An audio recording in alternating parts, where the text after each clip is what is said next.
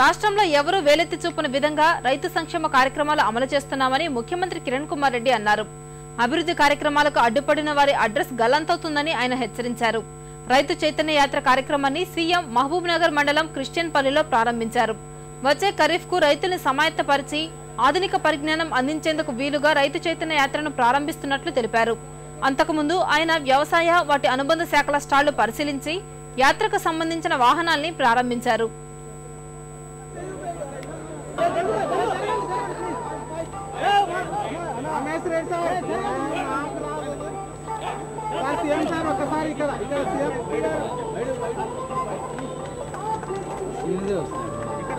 వేరే పార్టీలోళ్ళు కాంగ్రెస్ ప్రభుత్వం పైన ఏలెత్తి చూపించేదానికి వారికి హక్కు లేదు, అధికారం లేదు. ఎందుకంటే అన్ని కార్యక్రమాలు రైతులకు చేశాం.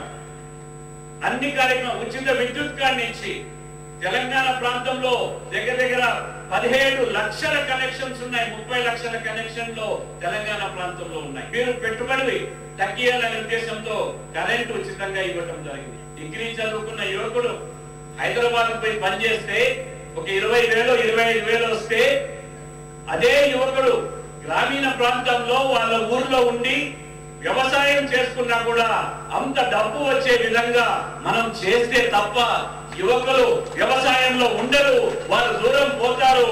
యువకులు వ్యవసాయం నుంచి దూరం పోతే మనకి ఇబ్బంది వస్తుంది.